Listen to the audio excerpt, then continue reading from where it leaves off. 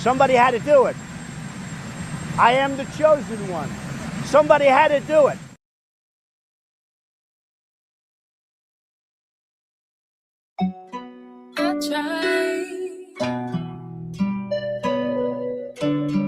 I try for you. You know that I do it all for you. I would go through it all with you.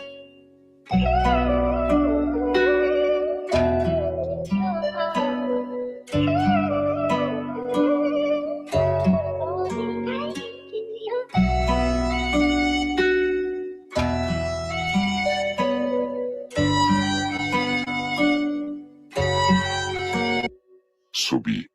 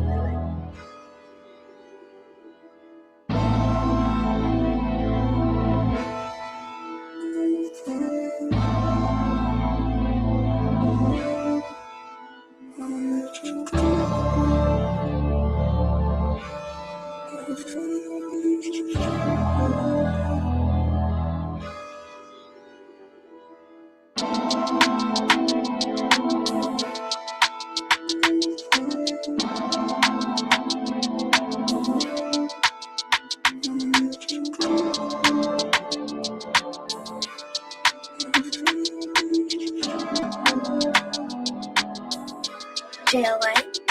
Aaron.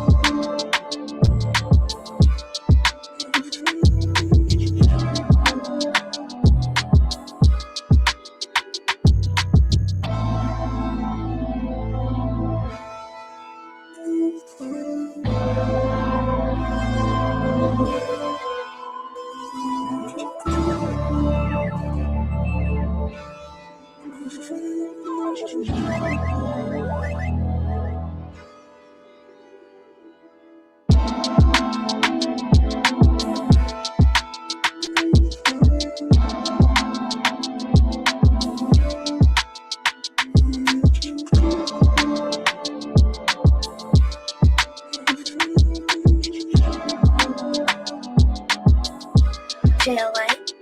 Aaron.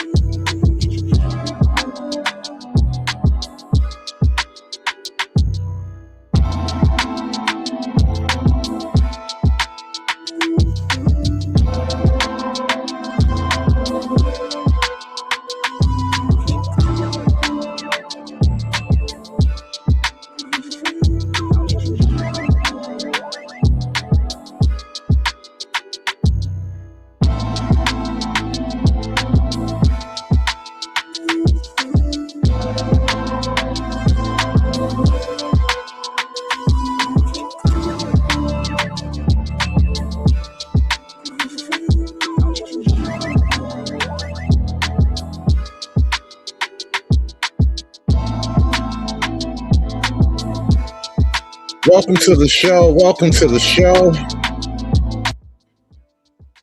I like this beat. Let me run this back. Hit that like button, y'all. Welcome to the show. We got to talk about the right-wing civil war.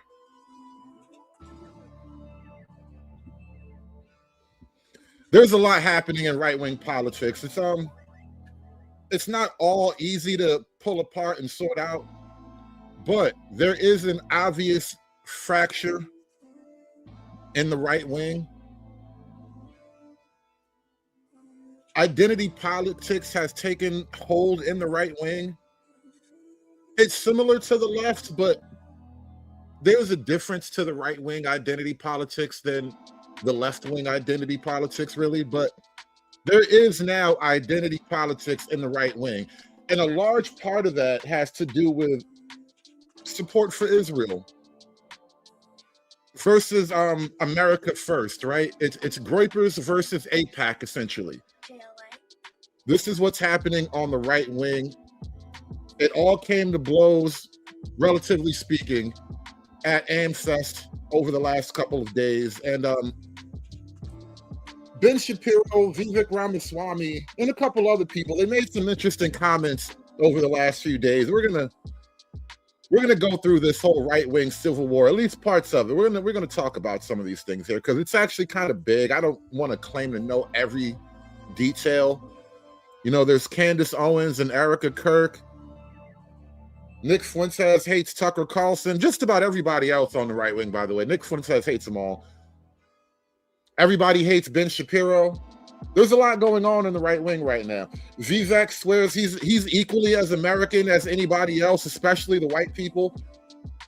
There's a lot of things happening on the right wing right now. So what I'm going to need you guys to do is hit your like buttons. I need all of you to collectively mash that like button. Let's get into it, y'all.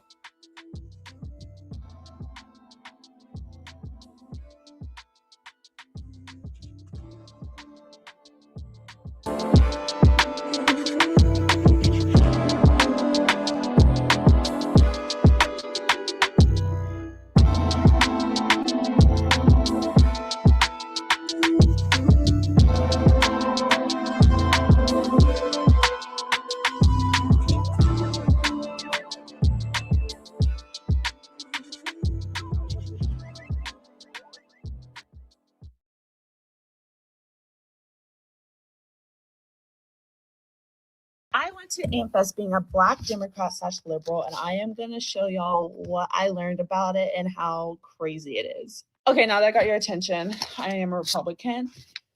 I think I'm Black. But one thing that I've learned that a lot of people in the Democrat community and liberal community has told me, and a lot of Black people in that community have told me, is that they don't want me. That they don't want me. They don't want to talk to me. They hate my kind. Oops. They hate everything that has to do with me. If they hated me, they would have kicked me out. Everyone I've met, I've absolutely loved. There has been so many Black people I have met there who also haven't been kicked out. So if they really hate me, I wouldn't be here. I would have been gone by now. So if you are a Black, liberal, Democrat who is listening to this and you believe that Republicans don't want you, they don't want to hear from you, they want nothing to do for you, I am telling you that they want you. I'm a Republican. I want you. We want you.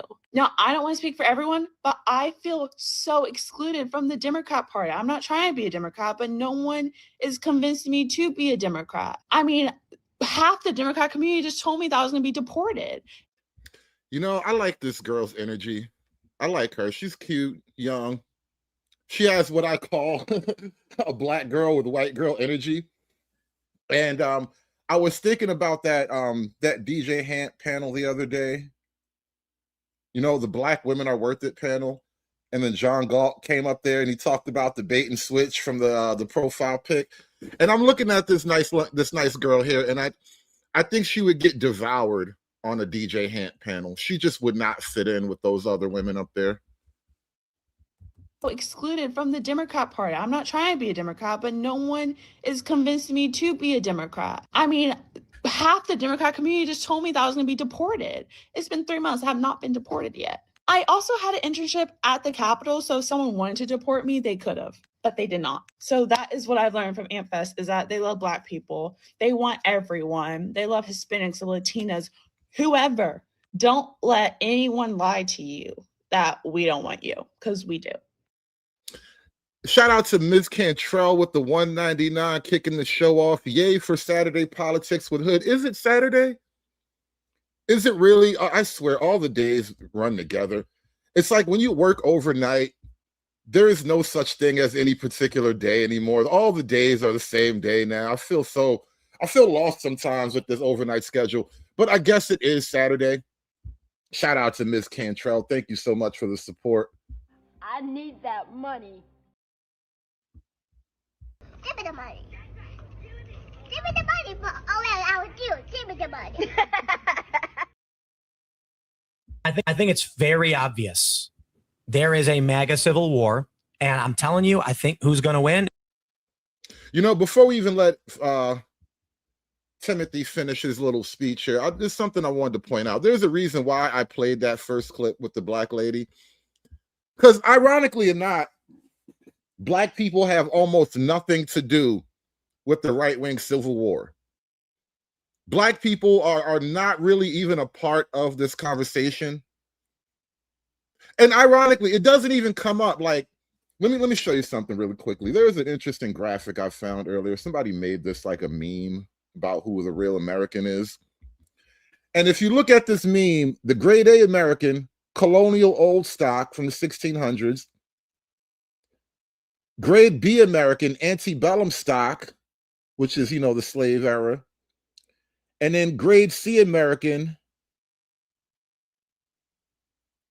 What did I say? Let me pull that up on my phone. Let me get a better look at that that picture there.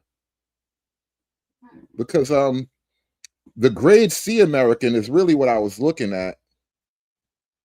And Black people apparently fall somewhere between grade B and C. There's a handful that go back to the colonial era anyway, but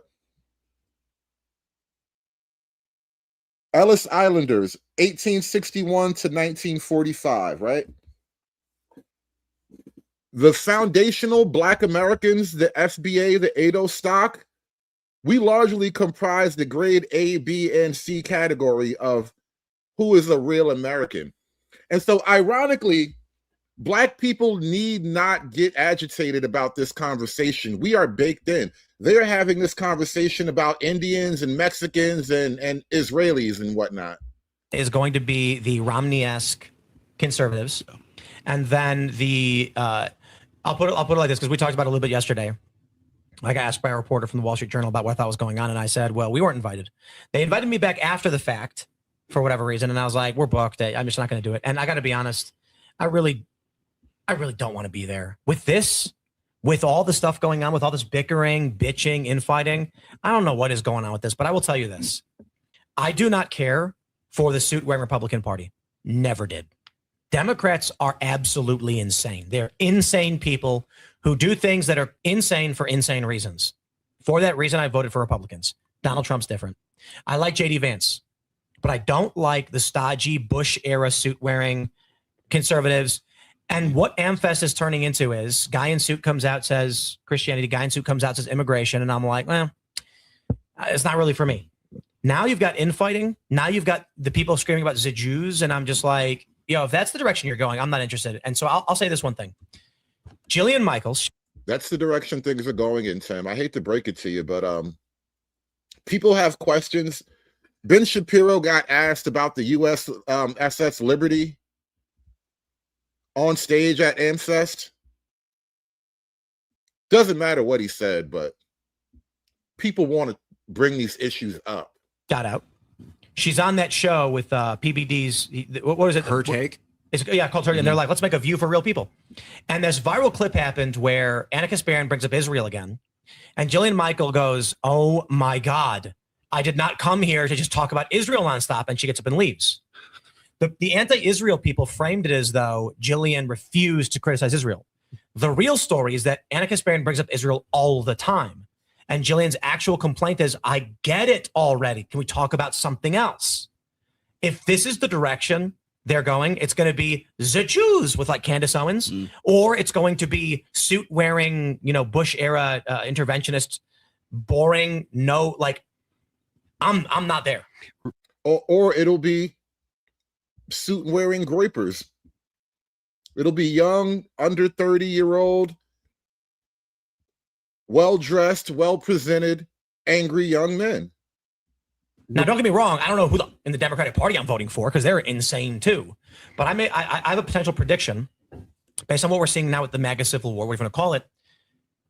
I don't know how likely it will be, but I believe there's a decent probability a Rogan-esque Democrat emerges. I mean, like Joe Rogan-esque, who says, I don't know what's going on with the Republicans. He's going to be wearing a flannel. He's going to be like big into MMA. He's going to be a reasonable guy. He's going to be friends with comedians. And he's going to say, Joe Rogan was already the left-wing Joe Rogan, and you guys hated him for that. There will be no left-wing Joe Rogan. You know what you're going to get? You're going to get those two ugly, judgy bitches. The Republicans are going weird on me, man, just like the Democrats used to. I'm going to try and save the Democratic Party and bring it back to normalcy. And then this person could advocate against the weird trans and the kid stuff, push out the weird far lefty cultural stuff, keep the far lefty economic stuff, and be someone who appears reasonable to working class Americans and actually win. There is a civil war for the heart and soul of the right wing in America, which is really the heart of America. The left wing is on some, I want to transform America into some revolutionary country. But the right wing is technically the heart and soul of traditional America. And now there is a battle for that heart and that soul. Of course they do a handoff, because why not? But Megan, one of the things that's come up in the wake of all of this, and, people have said there's so much division in the movement, and, is there divisiveness? Are there two sides? Are there fractures coming up? There's division, and Charlie was that uniter. So I'll just ask you the question as interviewing here today. Do you think that there has been an inseparable rift in the conservative movement that we've seen since the death of Charlie? I mean, there's a rift, but it was starting even before we lost Charlie, and it revolves around Israel. It's really that, and some other issues that aren't purely connected to Israel, but maybe loosely, tangentially connected. But it really does boil down to that. If I could really condense all these threads in one concept, it would be like this. Far right, quote unquote, heritage Americans, they want to love and defend America as fiercely and as unapologetically as Israelis defend Israel. And that makes people uncomfortable. There just is. It's gotten worse without him. He was helping us navigate it. And this is another area in which I miss him so much, because I feel like Charlie and I were completely in lockstep on this. And you guys may have seen the episode that we put out, what we re-released of Charlie and yours truly talking about Israel weeks before he died, where we had a really powerful heart-to-heart on where we both were, who we were both ardent Israel supporters, and had both been extremely defensive of American Jewish people on college campuses getting harassed and those hostage pictures getting torn down, and very outspoken about it and horrified by it. And then we had a discussion at the Student Action Summit in July where there was a passing comment about if Epstein was an intel asset, whose would he have been, which Charlie asked me. And I said it would make sense that it was the Israelis, since he was very close with the former prime minister and the former president. And then we both got called anti-Semites, like by some legitimate Jewish organizations for that conversation. By the way, Benjamin Netanyahu would go on to say I was right. And we were both on our heels. But Charlie was with young people every day for a living, in particular young Republicans, and he was seeing what I was seeing in my neck of the conservative woods. I think a lot of Charlie's fans are going to slowly move over to the Groyper camp now because of what Megan is talking about. The Israeli issue, it seems to be an all-consuming issue for the younger generations, the millennials, the Gen Zs and whatnot. And it's something that we just can't talk ourselves out of. You can't make it go away. And it's gonna, especially as the quote boomers phase out of American politics and a new young generation comes in with new criticisms and visions, and especially when you get these angry white young men who feel disaffected and disenfranchised from the country that their grandfathers allegedly handed down to them. Identity politics on the right wing will be a reality. There's nothing you can do about it at this point. You've kind of forced it into this direction. Shout out to Lasers with the $2 super chat. Thank you guys for supporting the show. Come on, share your dollar. Give me your dollar. Share your dollar with me. Come on. Which was, this party is changing on the issue of Israel. I mean, when I was at Fox, you supported Israel, period. Like, no one was really interested in your actual opinion. You just supported Israel, which was fine for me because I did. But the party started to turn after 10/7, uniform support and sympathy for Israel on 10/7. But as the war went on 2 years later, people were starting to turn on them. It felt like too much. And then we were under pressure to get involved. We had the Iran bombing and so on. You know, that's an interesting comment. Face Facts in the chat, he says, right-wing white men are learning they are black. The more immigration that this country has to suffer, the blacker white America feels. It's really ironic how that works out, but I think you're onto something. This is why yesterday we did a show about white men getting their civil rights back. All of a sudden, white guys are like, you know what? I feel oppressed too, goddammit. I think the man got his boot on my neck too. White man like, I want freedom now, goddammit. The white man realizing how black he truly is. It's hilarious, bro. 2025 has been a crazy year. 2026 will not let you down, I promise. And the pressure started to mount on those of us who were pro-Israel to not allow the doubters their say, to try to censor them or disagree with them publicly or call them out. And neither Charlie nor I felt like that was what we wanted to do at all, nor was it our job. We're not the policemen of the conservative movement. I'm not. He wasn't. Ben Shapiro isn't either. Well,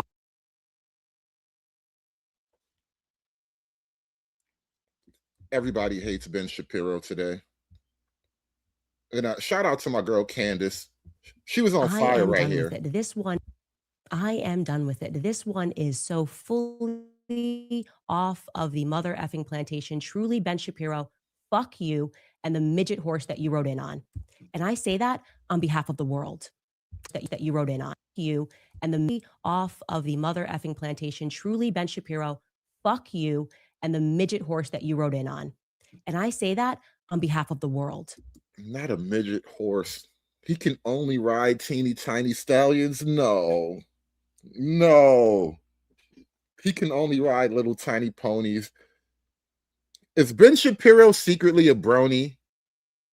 Do you think Ben is secretly a brony? I know you're going to get applauded by Konstantin Kisin and Andrew Christ is King Clavin and all of the people, the men who have to keep applauding what you do like you're a 4-year-old to make you feel good. But the rest of the world can't stand you. You're obnoxious. You have absolutely no values that exist outside of the Talmud. You describe yourself as a Talmudic Jew. And I've learned what's in that Talmud. And I encourage other people at home to learn what is in that Talmud so that you know what Ben thinks of you. Because he doesn't just hate me. He hates you too, white men. He hates. Yo, she is unchained. Hold on. I didn't even watch this whole 3-minute clip. I only watched the first 30 seconds about the pony. And I was like, all right, save that for later. She really going deep. She pulled out the magic book and everything. No values that exist outside of the Talmud. You describe yourself as a Talmudic Jew. And I've learned what's in that Talmud. And I encourage other people at home to learn what is in that Talmud so that you know what Ben thinks of you. Because he doesn't just hate me. He hates you too, white man. Hey, after the white man's gone, what do you think they're going to do to the black man? I mean, what happens to number 2 once you get rid of number 1? Hearts in the chat for Candace, y'all. Hearts in the chat for Candace. Candace has been a noticer for a long time now. Let's take it from the top. I am done with it. This one is so fully off of the mother effing plantation. Truly, Ben Shapiro, fuck you and the midget horse that you rode in on. And I say that on behalf of the world. I know you're going to get applauded by Konstantin Kisin and Andrew Christ is King Clavin and all of the people, the men who have to keep applauding what you do like you're a 4-year-old to make you feel good. But the rest of the world can't stand you. You're obnoxious. You have absolutely no values that exist outside of the Talmud. You describe yourself as a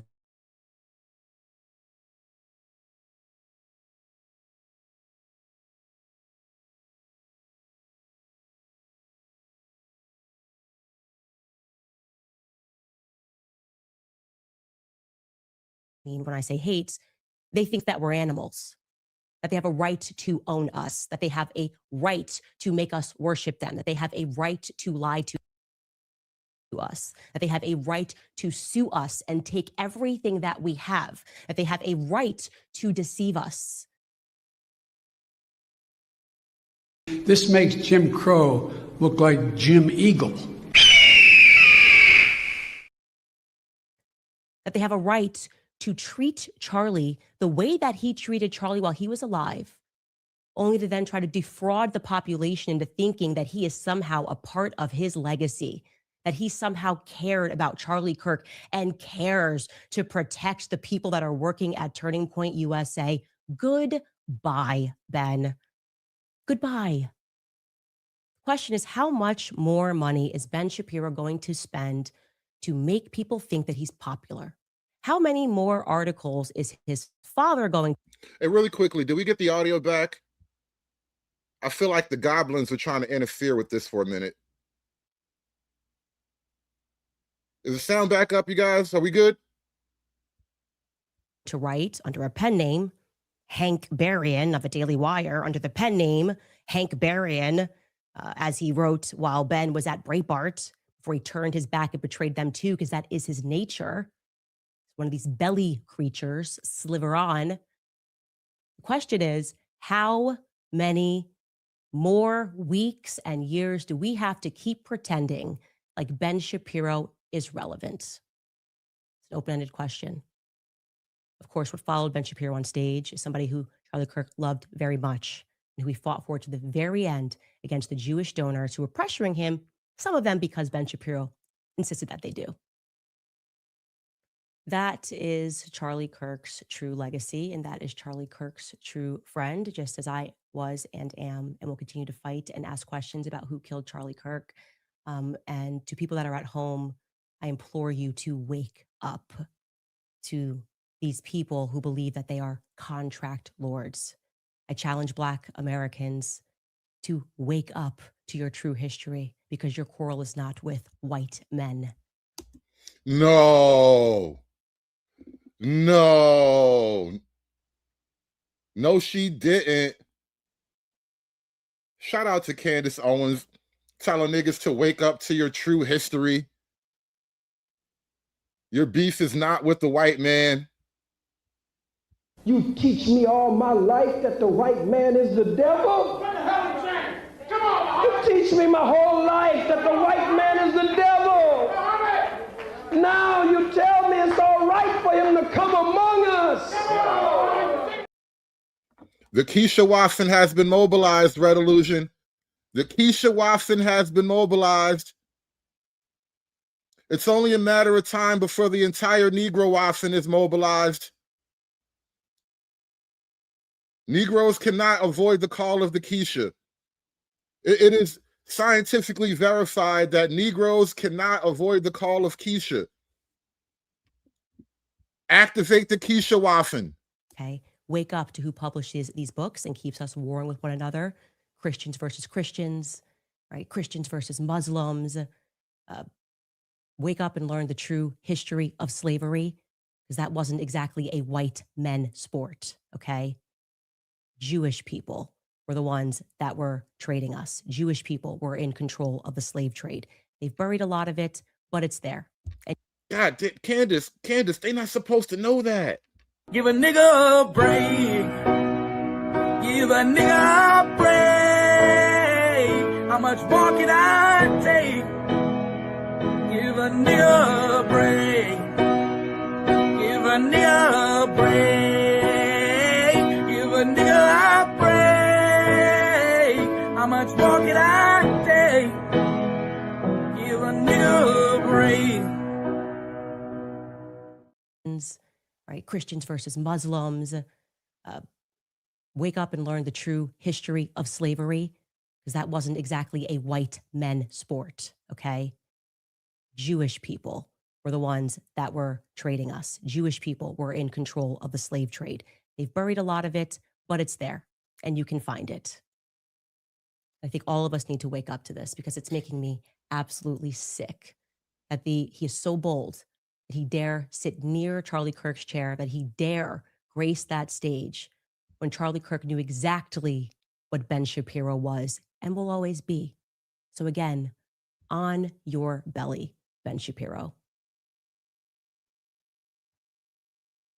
Whoa. What? On your belly? Why would she tell Ben Shapiro to get on your belly? And well, guys, if I could still show you around, here is the biggest, gayest man in the world. Wow. So gay. So gay. Told that nigga, get on your belly. Yo, those are fighting words, bro. Those are fighting words. You tell a grown man to lay on his belly, bro. Somebody got to die behind that shit, man. No bullshit.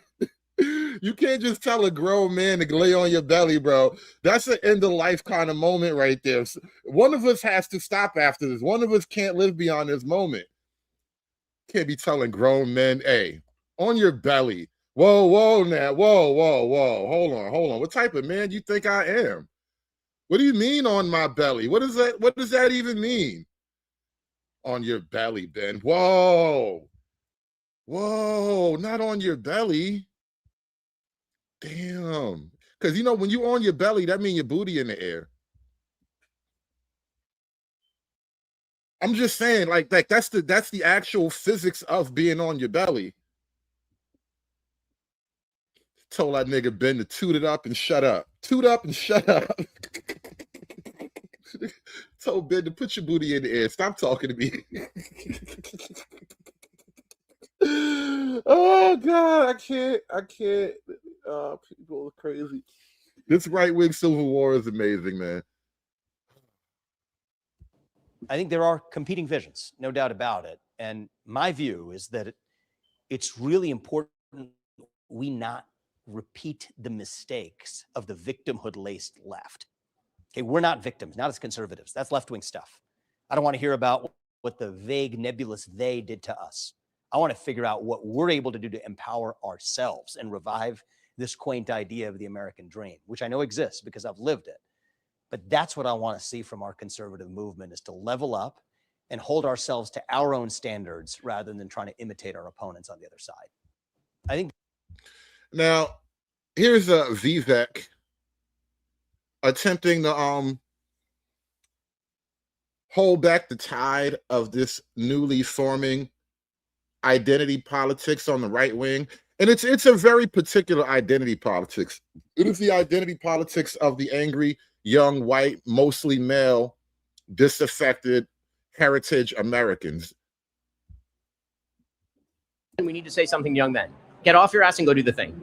Seriously, stop telling all young white men that all of their grievances when it comes to making basic good decisions for their lives are justified. Those decisions are not always justified. Here are things you can do. Finish high school, get a job, get married, have kids, go to church. Those are all in your control. You pretending those things are not in your control is grievance culture bullshit. And all the politicians who pander to that sort of stuff are making people's lives actively worse. Young white men, listen to Ben Shapiro. Ben Shapiro knows what's good for you, young white guys. It's what's coming down the line and the world we're leaving with them. And so it would make sense to kind of get ahead of that now and understand, because what we're doing is essentially stigmatizing our young men. Yeah. Oh, you like Nick Fuentes? All of our young men are now bad. It's like, no, what they're doing is a rational response to the circumstances we don't live in, but they do live in. And it's because we've allowed this change to happen against our will and definitely against their will, that they are just responding to where they are. And so acting like they've done something wrong, it's like, no, man, it would be suicide to not feel like you have to reorient your worldview. And when the boomer Piers Morgan is just like, oh, I can't believe you like Adolf Hitler. It's just like, yeah, okay, bro. You know, that's a world that doesn't exist anymore.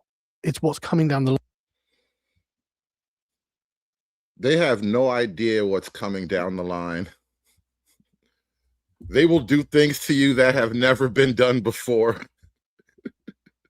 You know, if you have a purely creedal idea of identity, then, you know, I don't know, half of the people we went to college with would not be American, even if their parents came on the Mayflower. We don't really have a purely racial basis for America. Certainly haven't in a long time. What do you do about the problem? What do you do about the total collapse of social solidarity? We are, in fact, a creedal country, and there is no other definition of Americanism that tends to hold historical water. The notion that we are a heritage-based country, meaning that you're more American because your great-great-great-great-great-grandparents got here, as opposed to your great-great-great-great-great-grandparents got here. That is going to be a very, very difficult proposition. I don't know. To I mean, what does sustain. John Jay say in Federalist 2? I take it as a mark. The irony of that statement is incredible, coming from a Shapiro, you know, who loves his Middle Eastern home country, which is totally, completely based on ethnic identity, an ethnic identity that they proudly defend on every level. And this is why the right wing is having a civil war, because how can you have people on the one hand who proudly defend their national ethnic identity tell other people that this behavior is now, it's bad when you do of it. Americanism that tends to hold historical water. The notion that we are a heritage-based country, meaning that you're more American because your great-great-great-great-great-grandparents got here, as opposed to your great-great-great-great-great-grandparents got here. That is going to be a very, very difficult proposition. I don't know. To I mean, what sustain. does John Jay say in Federalist 2? I take it as a mark of providence. He doesn't Yes, discount when the you say- credo, but he yes, says when you- we all come when- from the same ancestors. We I mean- all had the same experience of the revolution. We all believe in the same religion, roughly. Michael, that was true in 1785 when the country was founded. And it's almost like they're telling you that you've already lost your country.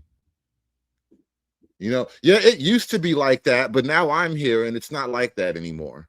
And let's just be clear, we're going to go by the full heritage American standard. The first people get kicked out are the papists, Yeah. not the Jews. No, I don't Okay, know. so like the heritage would be. Oh no, the heritage would not go in your favor, my No, Sicilian it certainly friend. would. I Like, this is- have a cigar company called Mayflower Cigars. To your point, Ben, when we talk about white people in the 20th century, we're largely not talking about the Mayflower or Massachusetts Bay Colony. We're talking about people who came in later from other parts of Europe. We used to assimilate, but people kind of get grafted in and they move in and out. And it seems to me that's totally gone. And to say that there is no people, that have been here for a long time, going back to the Revolution or the Civil War or the Mayflower or what have you, to me that seems to undercut a really important part of what a nation is. Oh no, I'm not.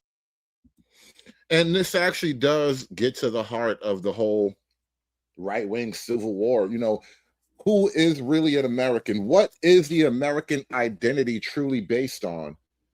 It's not just words written on paper. Those words matter. You know, we hold these words self-evident or whatever, like those things matter. But at the same time, those words came from a particular people. And the effort to separate the ideas from the people are exactly why we're having this problem now. I'm not saying that it's not part of a nation, but to pretend that the chief definition by which we Yeah, determine no, I wouldn't say Americanism that. is ancestry is, of course, silly. And not only is it silly, it's historically inaccurate. There are real conflicts that have existed since the foundation of the country over exactly this sort of stuff. And now we say white. But for a while, there was some pretty significant anger about Swedish imports and German imports and Italian imports and Irish imports. And if you go back to the Know-Nothings of the 1840s, they were not protesting against Muslim immigration or Jewish immigration. They were protesting in large part Catholic immigration coming from places like Ireland and Italy. It seems to me that we can absolutely hold by a creedal country and keep people out we don't want here on the basis of that creed. If you go to a sort of more He says that until we say we don't want you and your family, Ben. Like, that's the hypocrisy of it. You know, on the one hand, Ben Shapiro was like, yeah, we can keep people out that we don't want. And then as soon as they say, well, we don't want you and your family out, it's like, whoa, whoa, whoa, we're all Americans now. We're all, read the words. Read the magical words. So these words say that I'm just as American as you. Read the magical words. heritage American ancestry-based system for determining Americanism, first of all, you will never win an election. There aren't enough people who are like that. The number of descendants of the Mayflower is a very, very small percentage of the population of the United States. Yes, 10 million, probably. That is smaller than the Muslim population Yeah. of the United States. You're talking about 3% of the population is a Mayflower descendant. So if you want to build an entire political movement on the descendants of the Mayflower, I congratulate you on never winning an election for Here, listen, I'll clarify. And so now the argument over the heritage Americans begin. I tell you, this idea of the heritage American, we ought to have this discussion. It's becoming more popular. I think the idea of a heritage American is about as loony as anything the woke left has actually put up. There is no American who is more American than somebody else. The American quality, it's not like the left, they believe in this non-binary stuff. There's no non-binary American. It is binary. Either you're an American or you're not. And you think about it, I could prove this to you. Thank you. I'll take some applause on that. Let's hear it. Prove it to me. If you really believe in this idea, think about where it leads you. Leads you to believe that Donald Trump is less of an American than Joe Biden because Donald Trump's mother was an immigrant and his grandfather was an immigrant. That doesn't make any sense.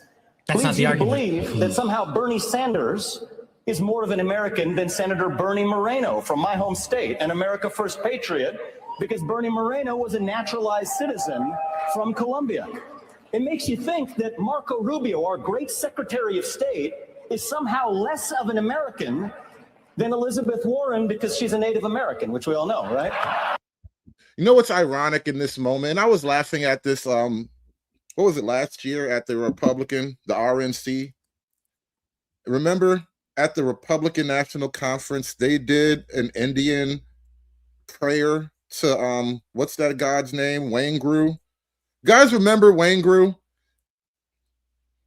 And the thing about the Indians, Waingru is just one of the niggas they pray to. The Indians pray to like 1,100 different niggas. And so somehow we made that a part of the Republican American political machine, right? Praying to Waingru is now mainstream Republican politics. And I think it's really interesting that you have Ben Shapiro on the one hand, who's a proud Zionist, right? A Talmudic Zionist. And then you have Vivek, who like prays to cows and Waingrus or whatever the hell. Not sure exactly what corner of Hinduism Vivek falls into, but you got the Talmudic Zionist and the Waingru worshiper telling us what a real American is. And I just think it's funny, but in a dangerous kind of sad way. You know, you ever laughed as you reach for your gun? Doesn't make any sense. It's loony. It's crazy talk. It makes you believe that somehow I am less of an American than the transgender criminal who assassinated Charlie Kirk. We refuse to accept that. The idea that a heritage American is any more American than another American is un-American at its core. And I will fight to the very end for that, because that's what it means to be an American. We believe in ideals. That is who we are. So take a look at where AmFest is going and where the right is going. And it is very, very easy to understand. And I will explain it all to you. We have no babies. Yes. We are missing a major portion of our entry-level labor market. Universities are starting to collapse because there's no matriculation. That's your word, remember? It means entering university. Because in 2008 with the financial crash, people like me didn't have babies. Well, you could have had babies. You chose not to, but that's a whole other thing. You just started having babies. You got late in the game. You got in the game too late, Tim. But that's a whole other thing, right? Maybe, and this is more directed at white America in general, but this is a problem across the entire Western world. But maybe we would have had those babies if you would have diverted the educational and employment opportunities to more men than women. If men have the money, women have the babies. If women have the money, men don't make as many babies. It's a very, very brutal reality of the modern world, but it is true. The more rights and privileges and quote money that women have access to, the less babies they are encouraged to have. But on the other hand, men with money typically make babies. So now we have a generation half the size as the previous generation. The powers that be want immigrants in this country. They don't care about baseball and apple pie. They don't care about truth, justice, in the American way. Those are secondary to graph go up. I believe this is the direction of the Republican Party. Republicans and Democrats together are going to make as many arguments as they can that everyone is an American. And I will explain it to Vivek. I like Vivek. First, a heritage American in the lightest example is not as he described, that Joe Biden's family was here longer than Trump, so he's more American. That's not the argument.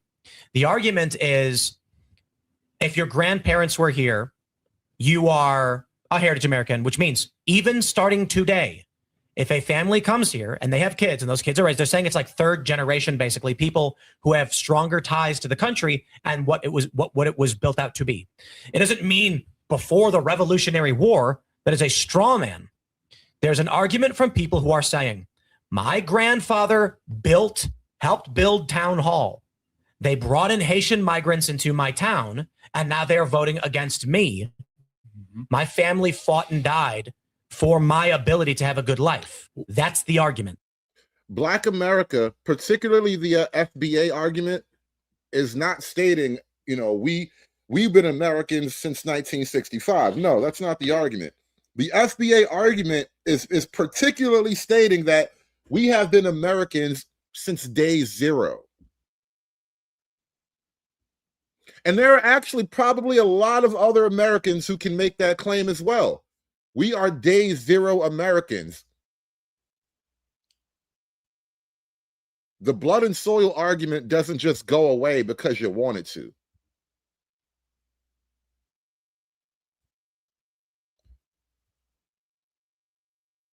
Now here's Vivek in his full words on stage at AIMFest. Understand who we really are as Americans. That is the question of our time. What does it mean to be an American in the year 2026? There are three competing visions right now in the country, and it's worth seeing them for what they are. The first two are wrong, and in my view, the third one is unambiguously correct. The first of those visions comes from the woke left. The woke left says your identity is based on your race, your gender, your sexuality, your genetics. That if you're black, you're a woman, or you're a sexual minority, you're somehow oppressed. If you're a white male who's straight, you're privileged. And by the way, that your race and your gender and your sexuality determine who you are and what you can believe in life. Congresswoman Ayanna Pressley of the Squad famously said, "We don't want any more black faces that don't want to be a black voice. We don't want any more brown faces that don't want to be a brown voice." Think about that. Your race and your gender define who you are. Ibram Kendi famously said, "The remedy to past discrimination is present discrimination. The remedy to present discrimination is future discrimination." And if you disagreed with that view, for the last 4 or 5 years in this country, they labeled you a racist, a bigot, a homophobe, a transphobe, which created a new culture of fear in our country that spread like an epidemic. It didn't just create a culture of fear. People want their lick back now. Shout out to Big Time with the $10 super chat. He says, "A poop slinger telling me what an American is, but he will no doubt tell me I am not an Indian." Is Vivek an Indian or an American, you guys? Is Vivek an Indian or an American? How do it equivalate? Trying to figure it out. What kind of math do I use to determine this? Is Vivek an Indian or a goddamn American? Which one is it? This makes Jim Crow look like Jim Eagle. And shout out to Big Time. Smash that super chat button for me, y'all. Hulk! Smash!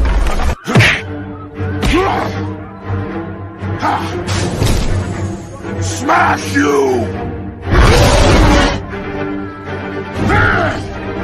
You make Hulk angry. You not like Hulk angry. Hulk no like fighting girls. And also shout out to Red Illusion with the $5. A real American doesn't see ethnicity. Sounds a lot like a real man doesn't see body count. I wonder if the intentions are similar. Bro, they really trying to hold real Americans. That's what this is, man. They are trying to cuck real Americans. Real Americans are tired of being cucked. We're tired of getting cucked by foreigners who talk funny words and smell like Jawa food. A fear that replaced our culture of free speech in the United States of America. And that was un-American. And we defeated that woke left at the ballot box last year when we sent Donald Trump back to the White House in November of 2024, thanks to the efforts of Charlie Kirk, perhaps more than anybody else in this country. So that's the woke left's vision, and they get it wrong. Now, when I left my career as a biotech CEO and I was talking to people in Silicon Valley and Wall Street about this, that took courage. Don't forget, he started his career selling fake drugs on Wall Street. He ain't have real crack. That nigga was selling cut up soap, bro. He was selling fake drugs on Wall Street. That's how he made his first bag. He was selling fake dope. I'm going to admit, it doesn't take that much courage for me to come here and tell you all about criticizing the woke left. Now let me get to the harder part. There's a different vision of American identity that's emergent in certain corridors of the online right. And it says that your identity as an American is based on your lineage. That how long you have been in the country, your lineage and your genetics tied to the blood and soil of the country determines how American you are. It is the idea of a heritage American that says the truest form of an American is somebody who is a descendant of the American Revolution period or before. Yes, that is actually a logical position. Now, it doesn't mean you should automatically be king because your ancestry goes back to the 1700s, but I respect his opinion more than I do yours, Vivek. Your parents aren't even Americans. You're not even technically American. You're an American on paper. You're a paperwork American. My citizenship is a blood right. Your citizenship is a piece of paper. And I will tell you, this idea of the heritage American, we ought to have this discussion. It's becoming more popular. I think the idea of a heritage American is about as loony as anything the woke left has actually put up. There is no American who is more American than somebody else. The American quality, it's not like the left, they believe in this non-binary stuff. There's no non-binary American. It is. And you see, he keeps bringing up the woke left because a couple of months back, James Lindsay, he came up with this idea of the woke right. And I think, James Lindsay he earned his stripes fighting the left in a certain way. And so I'm trying to figure out what he's talking about. But James Lindsay's still a leftist at heart as well. So what he was really complaining about was that a right-wing America First American identity was forming, and it was forming in rejection of our foreign policy and whatnot. And so this whole concept of being woke right, it really boils down to you can't love your country. You can't put America ahead of everything else. You can't put your own white American interest above everything else, right? That is what the woke right effectively boils down to. I don't think it's exactly like the woke left, but it is definitely like a counter to the woke left. It's binary. Either you're an American or you're not. And you think about it, I could prove this to you. Thank you. I'll take some applause on that. If you really believe in this idea, think about where it leads you. Leads you to believe that Donald Trump is less of an American than Joe Biden because Donald Trump's mother was an immigrant and his grandfather was an immigrant. That doesn't make any sense. Leads you to believe that somehow Bernie Sanders is more of an American than Senator Bernie Moreno from my home state, an America First patriot, because Bernie Moreno was a naturalized citizen from Colombia. It makes you think that Marco Rubio, our great Secretary of State, is somehow less of an American than Elizabeth Warren because she's a Native American, which we all know, right? Doesn't make any. When George Washington crossed the Delaware River, none of them niggas on the boat was called Vivek, Sanjeet, Muhammad, Kapoor, Raj. None of them niggas, bro. And I don't think you could ever, just like whenever your magical made-up country was founded, there wasn't a bunch of guys named Chuck and Todd over there throwing curry and turds at each other. Sense. It's loony. It's crazy talk. It makes you believe that somehow I am less of an American than the transgender criminal who assassinated Charlie Kirk. We refuse to accept that. The idea that a heritage American is more American than another American is un-American at its core. Hey, shout out to Uncut Underground. He says, I knew this was coming. Bruh, my channel has been dedicated to this since the beginning. I've been watching this happen for years. We're like 5 years into this now. I've been seeing ever since the George Floyd thing. I was like, you niggas done started something. Ever since George Floyd, I knew this was gonna come. I'm like, you niggas, y'all don't know. I think you done went too far, man. You gone too far, Biggs. You gone too far. And I will fight to the very end for that because that's what it means to be an American. We believe in ideals. That is who we are.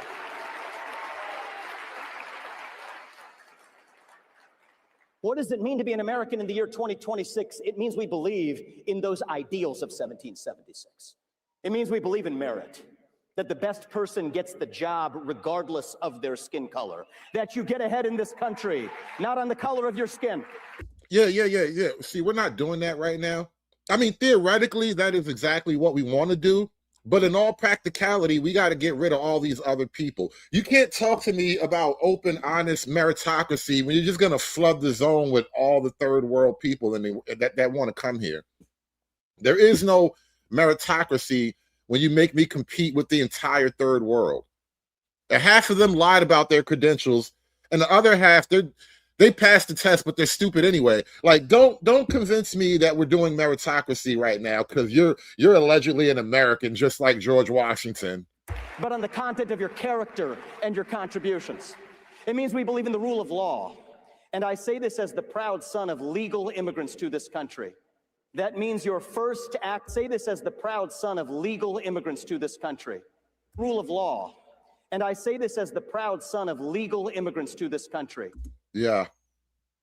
I just got here the other day. Let me tell you about you. I just got here, so let me tell you everything about you.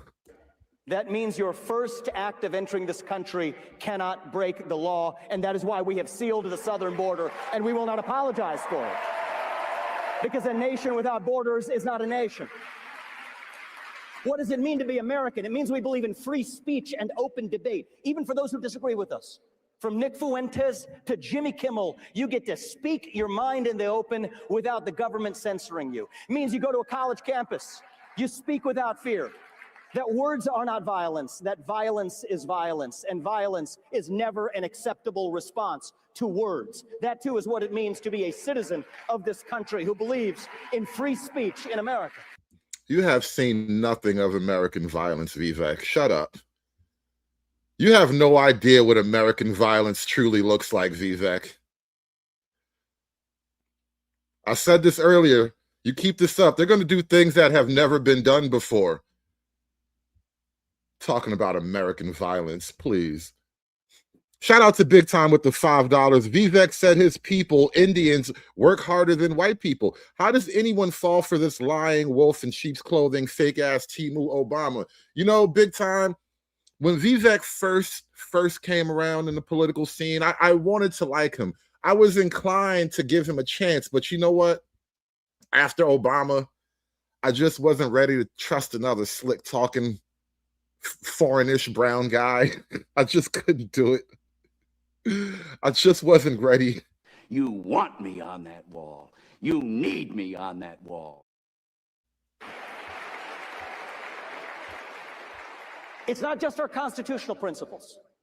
It also means that we believe in the culture that was born of those principles. It means we believe in accountability, that we're brave, that we're courageous, even heroic, when called upon to do what is right for our country in our hour of need. It means that as Americans, we take risks. Sometimes we fail, but we pick ourselves up and we take those risks again. That we encounter hardship from time to time, but hardship is not the same thing as victimhood. It means that we are ambitious, that we're curious about landing on the moon to Mars, curious about the world around us as our founding fathers were, still believing that it is our manifest destiny to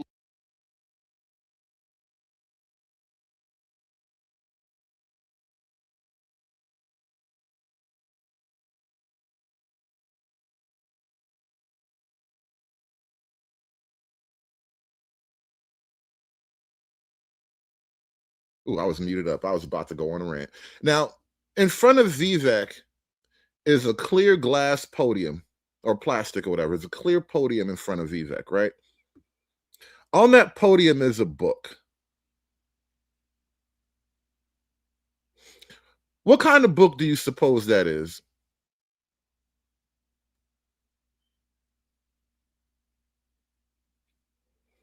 Any guesses as to what kind of book that is? Here's my theory. Because, you know, everything on television is highly curated. Like anything that you see on the screen is there for your, it's there to cause an effect in your mind.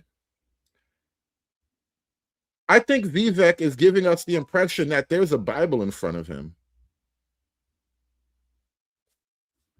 I think, like, because typically in right-wing circles, you would have, you know, a speaker on stage and he'd be, you know, someone of the book, someone of the faith, and he's giving us the impression that he is a man of the faith, and that looks like a Bible in front of him. For all I know, it could be a Hindu coloring book full of elephants and shit. Lead it, and our duty to die for that country if we are called to do so. That is what it means to be a citizen of this country. There are those who are skeptical of this vision of America, those who are skeptical of the American dream, especially young people, and I hear you on that. We'll come to that in a second. But I would rather live in a country that has those ideals and falls short of them than to live in a country with no ideals at all. See, the left has preached to us for a long time. No, you just don't want to live in India. You can talk all of that high-minded shit about ideals and values and historical concepts. You don't want to live amongst your own family members. That's really what this is about. That our diversity is our strength. No, sorry, our diversity is not our strength. The online comment threads of Twitter might preach that our lineage is our strength. No, I'm sorry, our lineage is not our strength. Our true strength is what unites us across that diversity and through that lineage.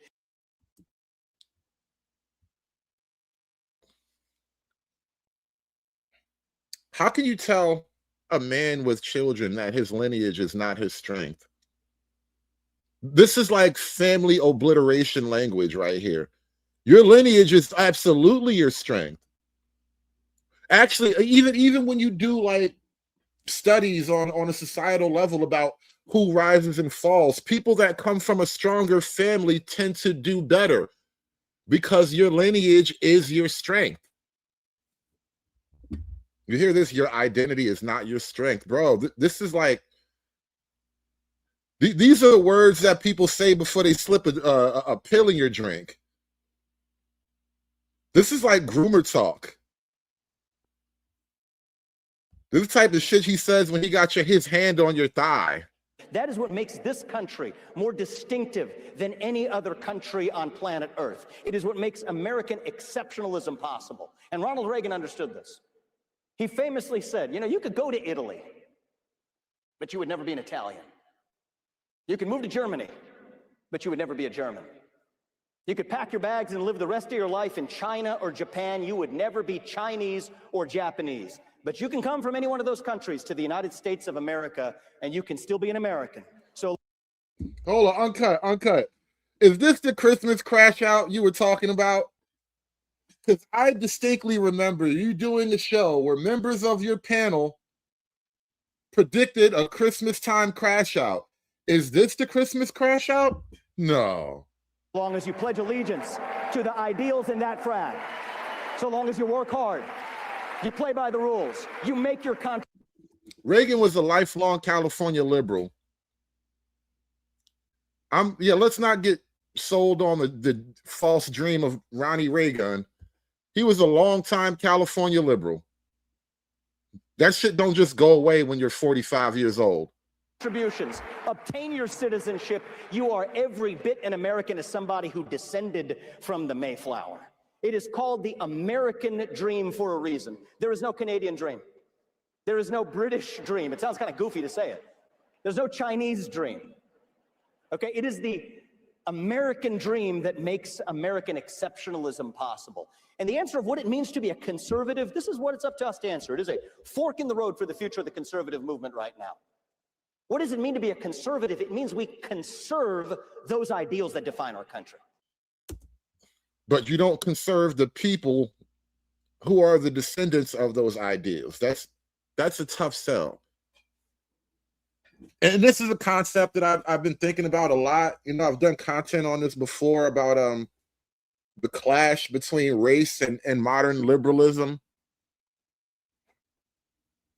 I firmly believe that you do not have liberalism without the white European tradition, which means you don't have Western nations without Western people. You don't have America without white people.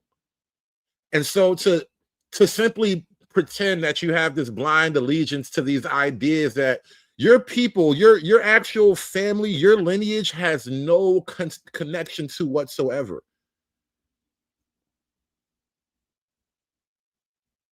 And so now you're going to tell me that this lineage that you intellectually, abstractly agree with is more important than the actual people who are the producers and the products of that idea. It's a very, very mentally delicate concept that you have to kind of slice apart with a scalpel. But the basic idea is that the more Indians we bring into America, the less America it becomes. And your ideas will just disappear under the weight of Indians and poop throwing festivals. And now is a moment, a time for choosing in the Free Zone Lou, I firmly disagree with that. Ideas do not supersede people. The ideas of the people are of the people for a reason. This is why we all collectively laugh at the idea of a black samurai, even though there was one guy that low-key kind of did allegedly make the cut. Not really, but still. No, there's a reason why Eastern ideas resonate with Eastern people. No. You misunderstand me. No. Free Zone says incorrect hood. Ideas outlive people. People are vehicles, not the engine. That is not what I'm trying to tell you. No. Every individual person dies, right? But all of China right now is a product of Confucianism to one degree or another. Because the idea becomes the people. And the individual people will rise and fall as the times go on, but the idea of the people is the people. And so when you try to separate some fundamental core ideals away from the people who originated these ideals, you destroy the ideals. future of our conservative movement, to determine with clarity who's actually on that team of conserving the ideals versus who actually is not. If you believe that boys should compete with girls in girls' sports, I'm sorry, you're not on the team. You have no place in this movement. If you believe, thank you. It's pretty obvious, but I'm going to say it anyway. If you believe in racial quotas in government hiring, you have no place in the conservative movement. Sorry, you're not on the team. You're free to believe it. It's a free country, but you have no place in the conservative movement. Now, he's going to get a little bit spicier here. This is something I want to jump to really quickly, though. We're going to come back to Vivek, though. But just to double down on this point of attempting to separate the people from the culture that they produce, and then thinking that you can just automatically maintain the culture of that people, even though you have totally excised the people from that culture. I think it's foolish to even play that game. I mean, just think about it from this perspective too, right? If America is just an idea, it wasn't a magical confluence of a people and an IQ and a philosophy and a worldview and a religious faith and all these magical elements. If it's not that, a very complicated potpourri of characteristics, that in combination, the value of which is greater than the sum of its parts. If it's not that, why is it only here? Why doesn't India just look at America and say, oh, we should just do that? Because they can't. They can't. Why doesn't Sub-Sahara just say, oh, shit, look at Americans. They have a nice standard of living. Let's just do that America shit. Because they can't. Let's just now, do that again, America is it possible shit. that Why can't the rest of the world just get together and say, let's just do that America shit, bro? Because they can't. Now, again, is it possible that some particular individual might come from some third world country and fully assimilate? Maybe people can do remarkable things, but not en masse. People don't do that in large numbers. When you invite people in large numbers, first of all, you're not inviting the exceptional anymore. You're inviting the average. And by the way, the more of them you bring of the same common culture, their home culture, the less inclination or ability there is to discard that culture. Now they just live together. They set up these little cultural ghettos, like the Somalians. in Minneapolis, or the Muslims setting up their private little Islam towns all over Texas, or in Dearborn, Michigan. People in mass numbers don't assimilate, they recreate what they already know. Shout out to Carmen with the 199 USA. That's exactly what we need, some American spirit. None of these niggas have motion except for me. There has to be one real nigga left in America, in this damn country. Somebody had to do it. I am the chosen one. Somebody had to do it. That's what they do. So again, it's simply impossible to bring in any substantial numbers of these people and do anything but balkanize America. They don't become Americans. They remain non-Americans forever.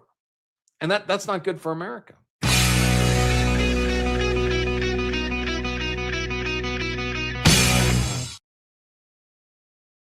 If you believe in normalizing hatred towards any ethnic group, toward whites, towards blacks, towards Hispanics, towards Jews, towards Indians, you have no place in the future of the conservative movement.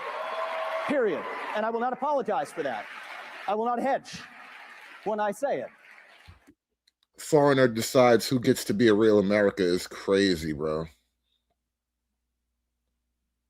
How do we come to this? How does a foreigner get to decide who gets to be a real American?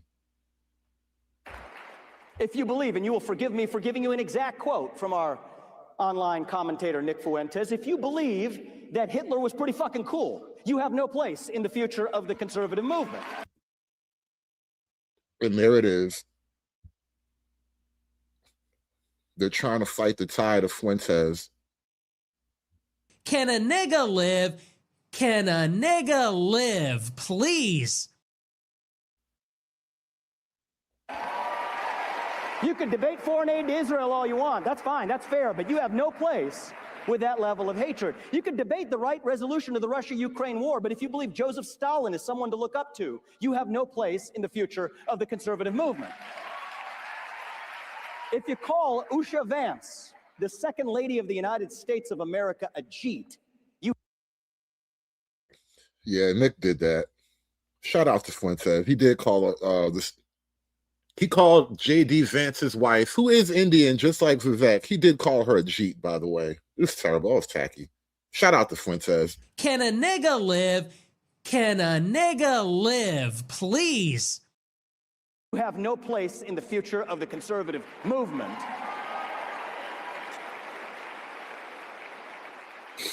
And if you can't say those things without stuttering, then you have no place as a leader at any level in the conservative movement either. Certainly not in my state of Ohio.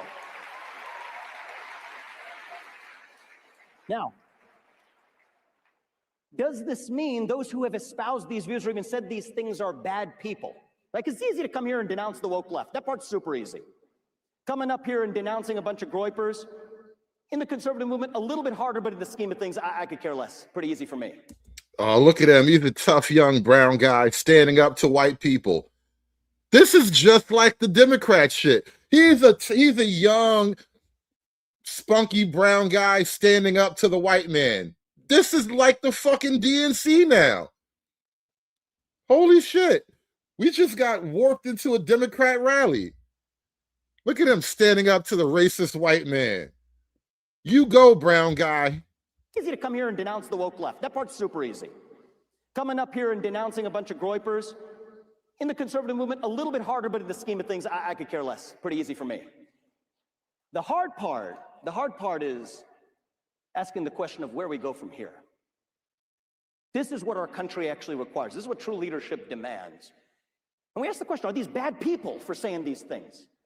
And I think the answer to that question, I think I'm going to tell you something that both Ben Shapiro and Tucker Carlson ought to be able to agree on. I think they will. Are these bad people? I think the answer to that question is no, because there's no such thing as an inherently bad person, actually. See, the Christian faith that Charlie espoused teaches us that every one of us, every one of you is made in the image. Whoa, whoa, whoa, whoa, whoa. You see that wordplay there? You see that wordplay? He said the Christian faith that Charlie espoused teaches every one of us, but he is not a Christian. He does not carry the Christian faith. The Christian faith didn't teach him anything. He still has a candle and a pile of shit in front of an elephant statue somewhere in his house. And that's where he prays. That's not how Charlie taught us to pray. That's not how Jesus taught us to pray. Our Father who art in heaven doesn't do that cow worshiping elephant shit. Tell you something that both Ben Shapiro and Tucker Carlson ought to be able to agree on. I think they will. Are these bad people? I think the answer to that question is no, because there's no such thing as an inherently bad person, actually. See, the Christian faith that Charlie espoused teaches us that every one of us, every one of you is made in the image of God. My Hindu faith teaches us that God and his divinity resides in each of us. Which God, though? Because the Hindu faith, I don't know if there's just one big God in the Hindu faith. The Hindu faith has like a whole pantheon. They're like the Greeks or whatever. All your gods just a bunch of niggas doing shit. We're truly equal in the most moral sense. There's no such thing as an inherently bad person. There's only ever an inherently good person that exists. But sometimes good people do and say bad things. They believe they're doing the right thing, but they're still doing the wrong thing. And the job of a true leader is to understand why, and then to step up and actually fix it. And the issue in our country right now, all jokes aside, is that we are in the middle. All of this, everything we've just talked about. There is no middle.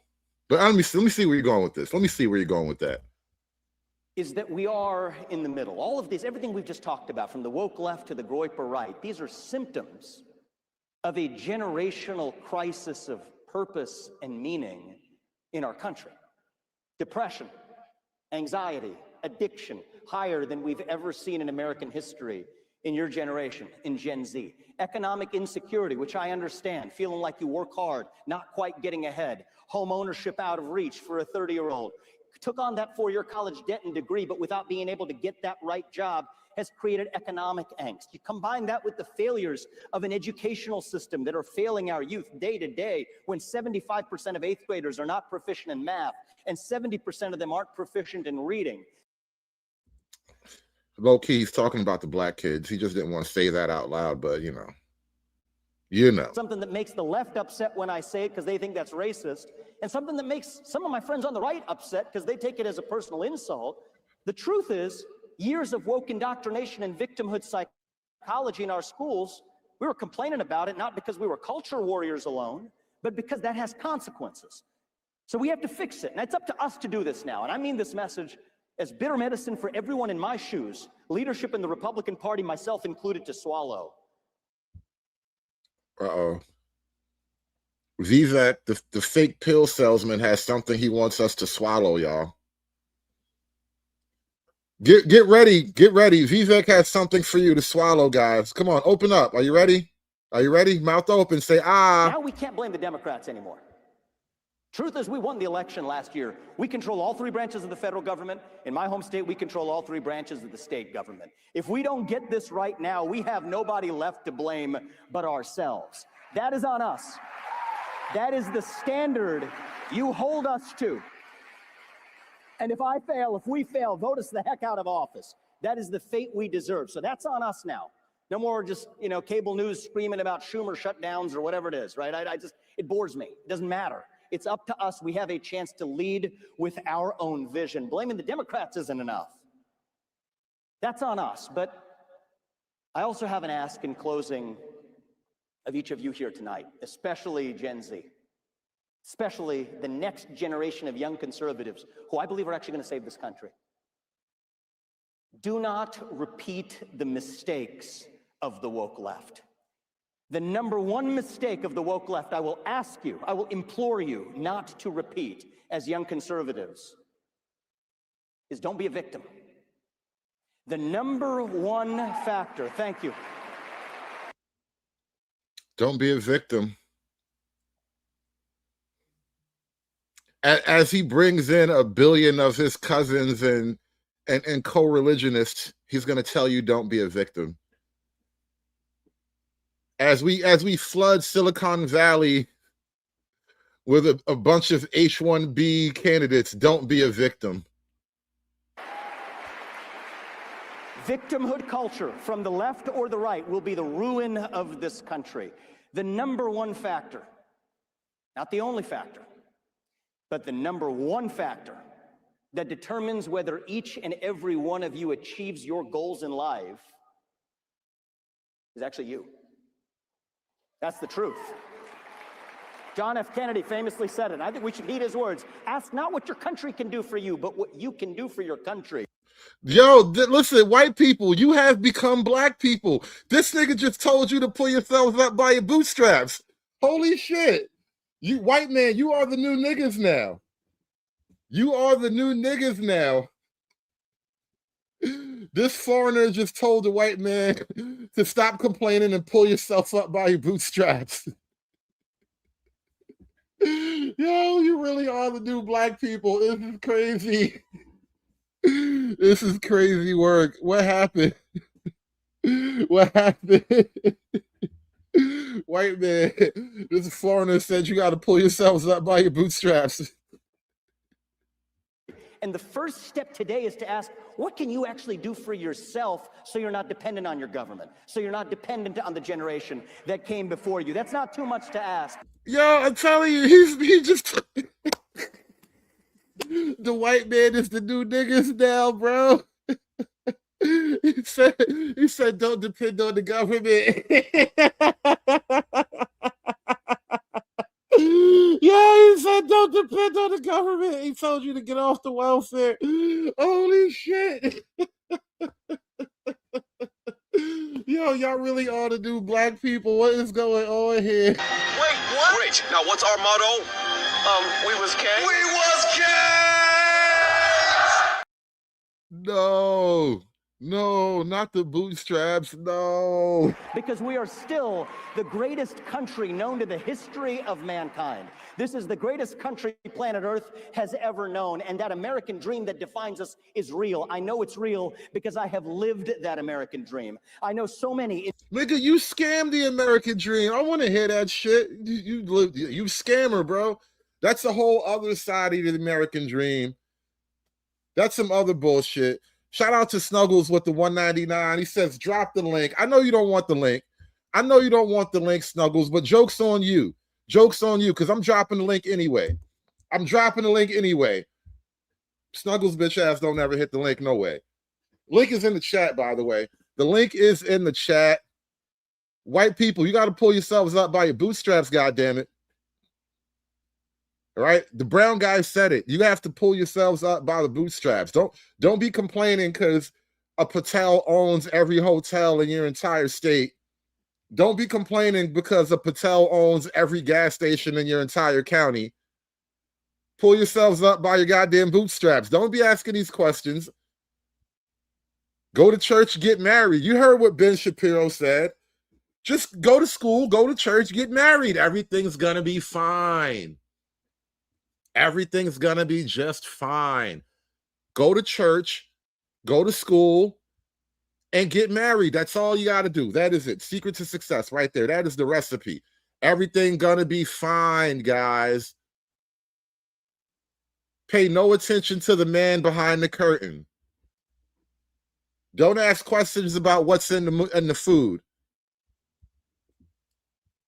Don't try to figure out the mystery of the Soylent Green. Go to school, go to church, get married.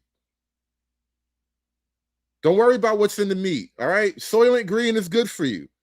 Soylent Green is delicious. You know what's in Soylent Green? Brawndo. Brawndo, that's what's in Soylent Green. You know what's in Brawndo? It's the shit that plants love. That's what's in Brawndo. Don't worry about that kind of thing. Just go to school, go to church, get married. Everything's going to be fine. Ain't that right, Bandit? Everything's going to be fine. Yeah, there's no fire here. I don't see a fire. It's okay. There's no fire, even though the house is burning down. It's all good. It's crazy. Crazy, crazy, crazy. I'm gonna run this one last clip, and we're gonna talk about this for a little bit. Make sure you pull yourself up by his bootstraps while I'm playing this clip.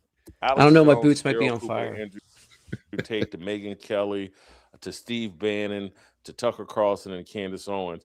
He declared war. Tucker Carlson and others get on stage here at TPUSA and claim, without proper evidence, that Jeffrey Epstein was running a Mossad rape ring being covered up by the Trump administration. They're not actually uncovering a conspiracy or effectuating a solution. This ending about, hey, you got to propose a solution. This is where I felt like he left himself open. The solution they're arguing is, hey, man, we have to get all these foreign influences out of American politics. That's the solution they're proposing. We got foreign people, foreign money, and foreign interest. All right, it's a trifecta. It's a hat trick. All right. Now I know it's a big ask, but you know we're feeling like we can do the impossible lately. They're saying, because they're saying, hey man, we don't trust our government. We don't know what our government's motives are. And so I want all the foreign influences out. They feel like Donald Trump promised us this. It was MAGA, Make America Great Again, partnered with America First. And they feel like Donald Trump and this whole movement has been about, we're going to hyper focus on America. And if you what Tucker Carlson has been saying for many years, let's get out of these foreign conflicts and foreign wars. We have to fix America. There's a problem in America. And we don't want to hear from foreign governments, people that have loyalty to foreign governments or foreign countries. We want to hear from Americans. We got to close ranks. That's the solution they're offering.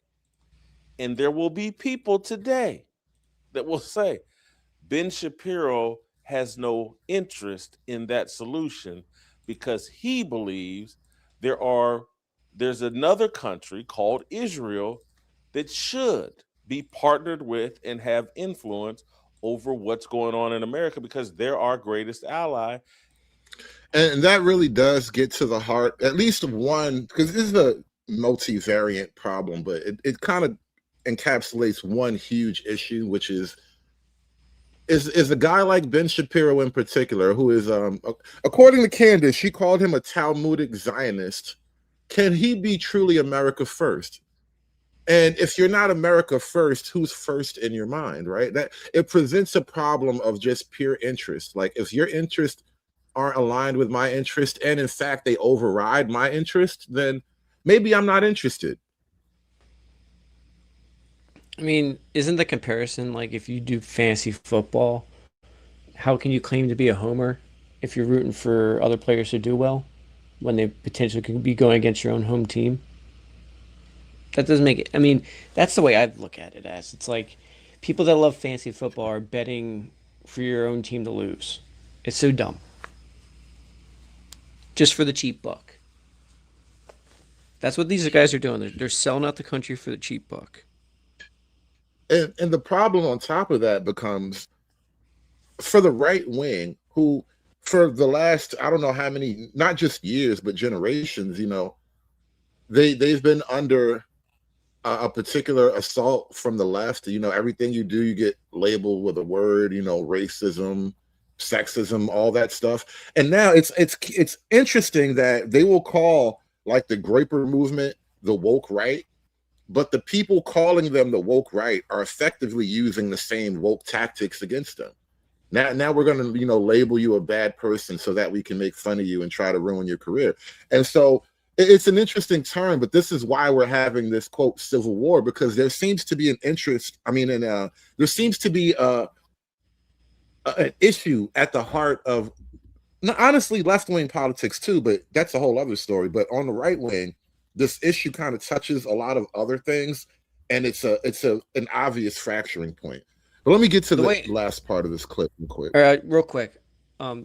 It's real simple. It's the old guard's going away, and they're terrified of the younger generation. And because the younger generation have seen what the older guard has done, and they're willing to burn the system down. And that means they lose all the benefits that they've worked their life for. That's why they're up in arms. Shout out to Red Illusion with the $2 super chat. Thank you guys so much today supporting the show. Appreciate all the donations. He says, do not redeem American Heritage SAR. Facts. Shout out to the American heritage Give people. a nigga a break. Give a nigga a break. How much more can I take? Give a nigga a break. Give a nigga a break. Give a nigga a break.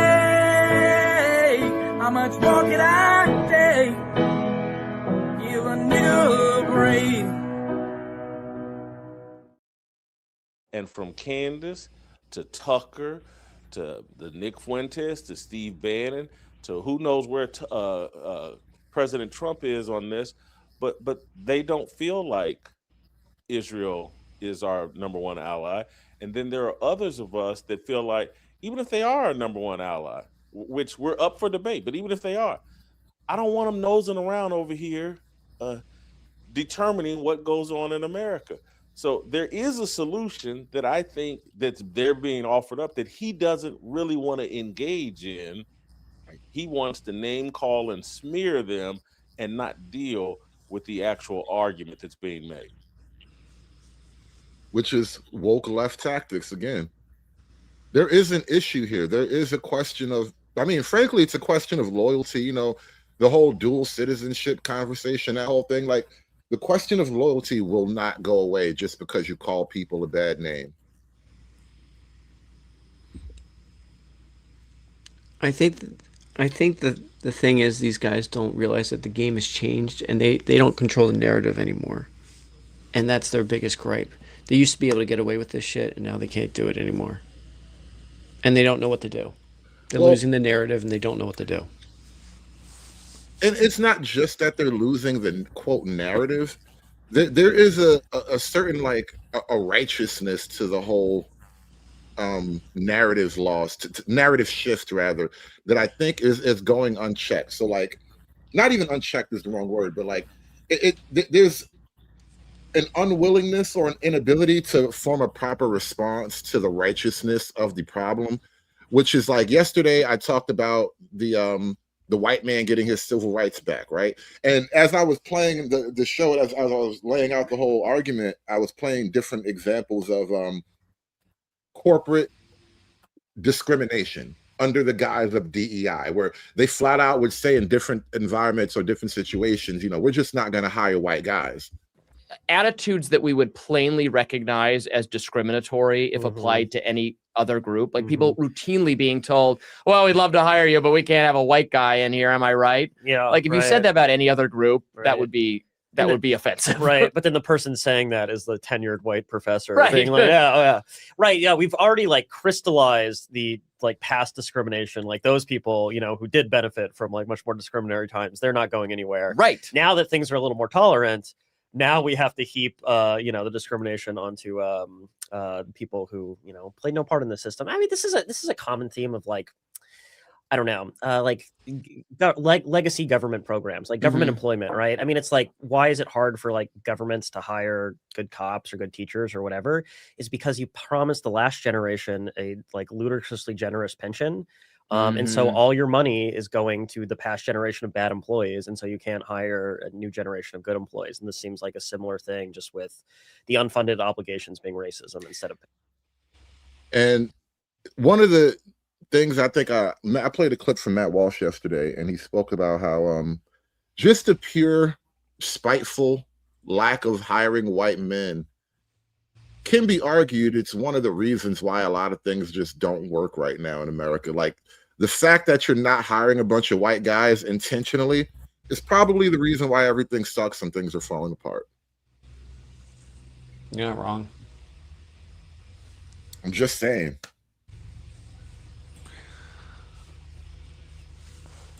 No, when you think about like all this DEI stuff and not just the implementation, not just the sort of the argumentation of the program, you know, the idea that we need to correct whatever. When you look at the actual implementation of it, and then like the videos that I played, like when that one girl, everybody remembers that one infamous video with the big fat girl in the green sort of skin tight onesie type of thing, and she told all the old white ladies in the room, everybody's racist. There's nothing you can do about it. You're all evil. She basically said, fuck all you people really nicely in corporate speak. And like, I don't know how long that type of environment has really been entrenched. I know it's only gotten worse as time has gone on. And what I'm also arguing is that when I spoke about like a righteousness to the cause a little while ago, there is a sort of a righteous anger at being constantly told that you're the problem, everything's your fault. In order for these other people to be okay, we have to take these things away from you.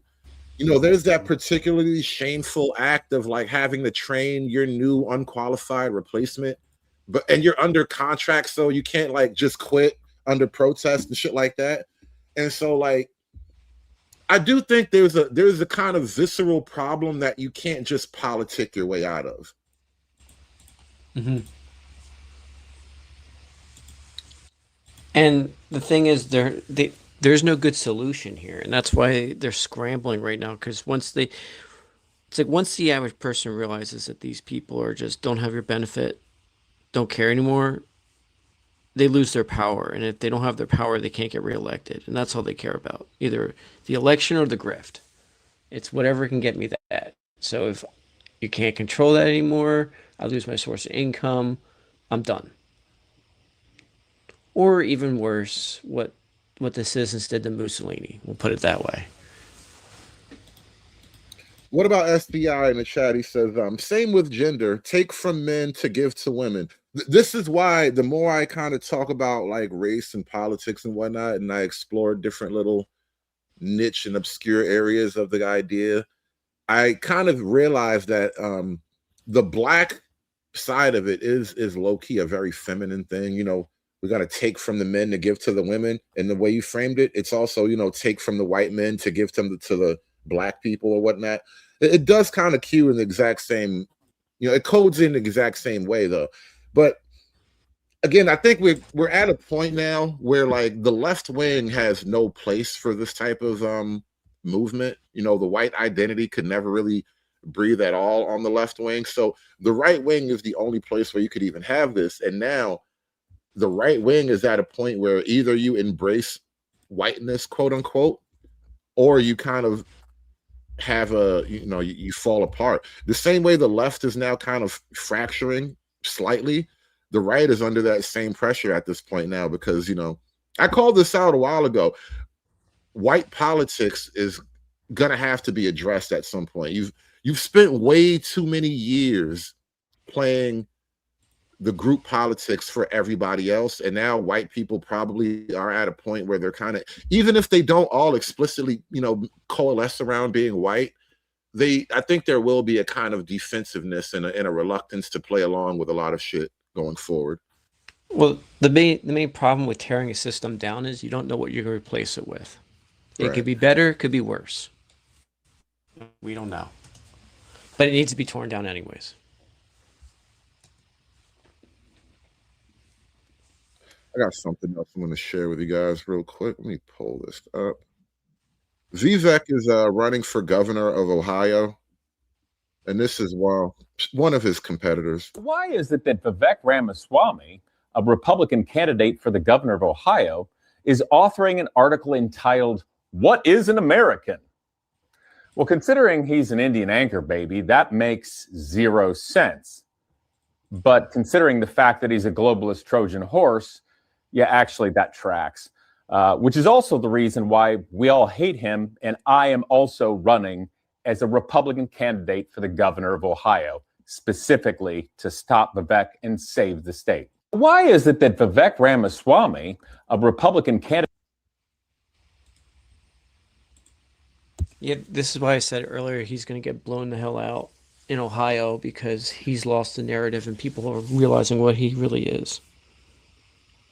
Well, even months ago, I think it was around last Christmas, maybe, he kind of got in the hot water.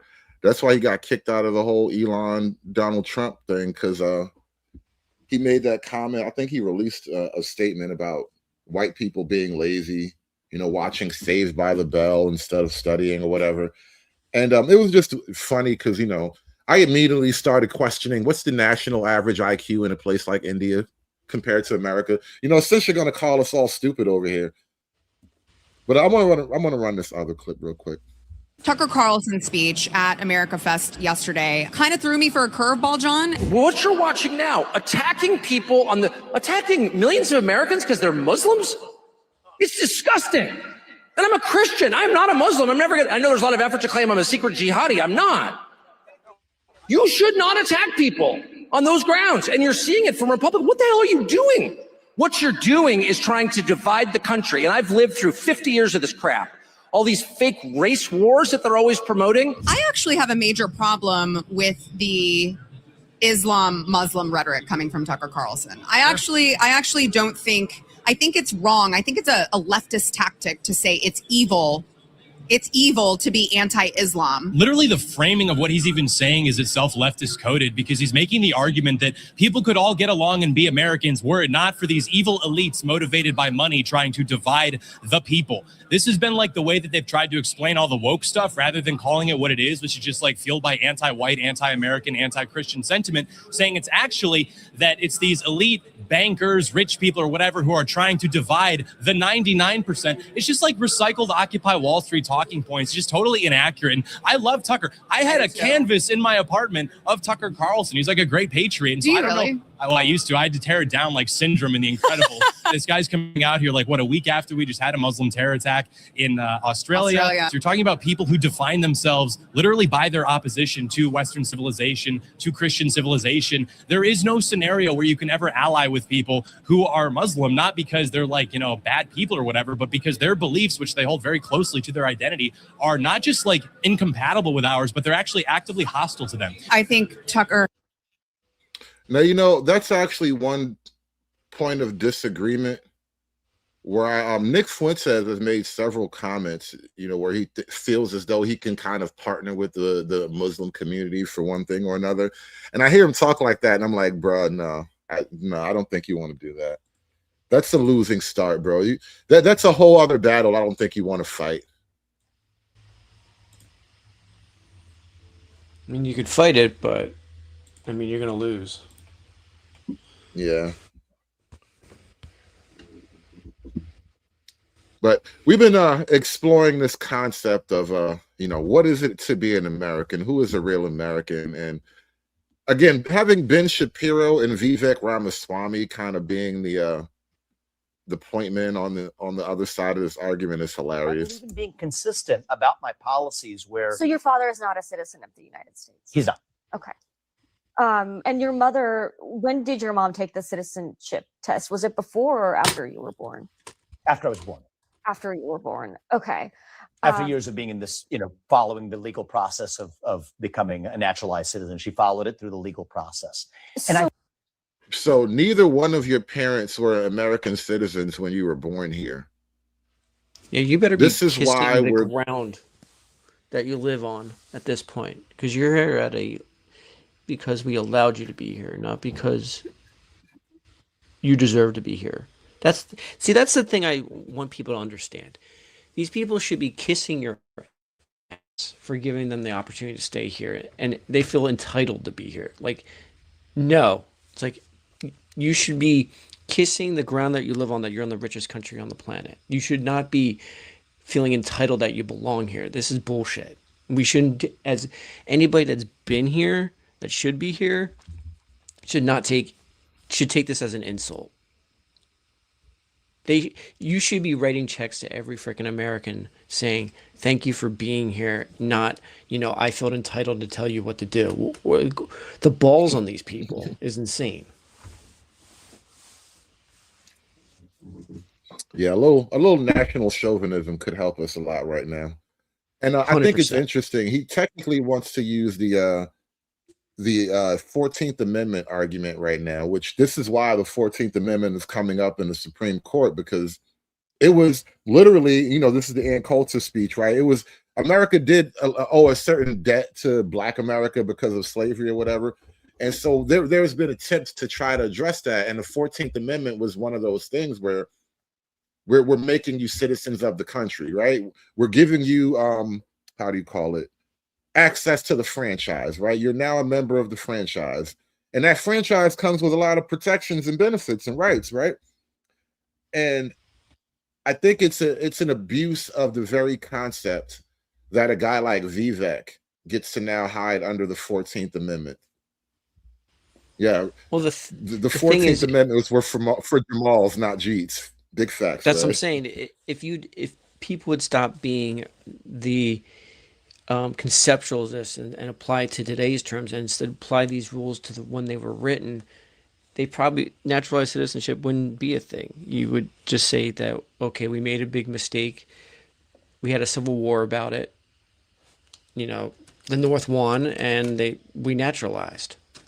That should be it. It shouldn't be applied to other people. It doesn't make any sense. It's not why it was written. It was not written for them. It's written for you. Well, and that's the whole I mean, thing that's about, the whole like, thing. the Like, why American aren't you civil taking rights this as movement. like, I'm just asking this. Why you should be taking this as an insult. They're using your laws against you. The law that gave you franchise, they're using that against you. How the hell would you not be angry? I would be angry. I'd Shout be out to livid. the broke genius. Shout out to the broke genius with the $4.99. He says the speech by Apu was very inspiring. Oh man, listen, Apu knows what's best for us, y'all. Shout out to Apu. We're the Man. whites. Nobody ever cares if bad things happen to us anymore. Yes, that. But right Bandit, that's that actually you- an argument I've been making, though, Yeah, in the sense how- that Yeah. yeah, finish it though. You got it. I was just saying, how are you not pissed that a law used to give you franchise that, you know, I had ancestors die for the North for that right being used today where those people are taking the jobs and everything away from you and disenfranchising you? Because technically they're diluting the voting class, so they are taking the rights from you. So a group of people that shouldn't be here and that are diluting the voting block that's being used against you, giving you them rights over you, and using laws that were given for you, that we fought a war that killed, you know, we'll just say 200,000 Americans. That's insane. I mean, why aren't we rioting right now for because of Bandit, it? this is an argument. This is an argument I've made in terms of like Black America has a claim to the blood and soil argument, just like white America does, right? Whether it's the Revolutionary War, the Civil War, or just Kunta Kinte getting his foot chopped off, like we bled for this fucking soil. And so I do think you're absolutely right that, and abstractly, like intellectually, it is offensive that all these other groups of people do get to lay claim to like what is basically the Black birthright. And not only that, you know, the whole civil rights era, it got handed over to all the other non-Black groups of people because that was essentially the mission. But Free Zone Lou, welcome to the show. But I was going to wrap this up in a minute. Let me get you in here before we shut this Oh down. no, it's all good. It's all good. Hey Bandit, how does it feel to be a black man, bro? Are you feeling the blackness take over, man? Oh man, it's starting, man. Bandit about to get it. The Pale Crow era is upon us, man. I know. I feel like I should do something about it. I should celebrate. I don't know. Get myself a cake or something. I don't know. No. It's crazy. A I'm 40 just ounce, saying, you bro. Niggas don't do cake. Get you a 40, bro. Dude, I still have, you know, it's still me though. Don't worry, you'll Can't get take- the hang of this black man shit pretty eventually. Yeah. You'll get it. You'll get it, man. I'm doing No, what you but said here- before. I listen and observe.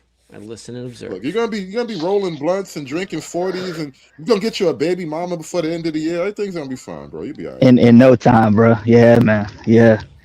I just feel bad for it. This is just crazy. I mean, how is there not more riots in the streets because of this bullshit? I don't get it. Well, I you don't know, get it. I like what Candace said at the end of her clip about black people and white people in a real history. Like that's really why there isn't rioting in the streets, because you know niggas been bamboozled, bro. Black folk really believe that the white man hates them more than anybody else in the world, and I'm like, I think you actually have other bigger enemies out there than the white man. Historically I speaking, think you have white men aligning with you more than ever. This is what I'm trying to tell you. Even like Charleston White has made videos about that. Like the white American man is the only real ally of the black man out here. Like all these other folks really don't have your back. But anyway, Freezer, what's going on? You about to say something? No, it's that there has always been, and it has been common throughout this country that the thing that unites this country is an outside invader, a foreign enemy, or that the people can rally behind. And I think that's what we're seeing right now. But I don't disagree with the take of the stream, but I do challenge the perspective of it, because we always talk philosophy and stuff, and I think that the reason why these things can happen is because of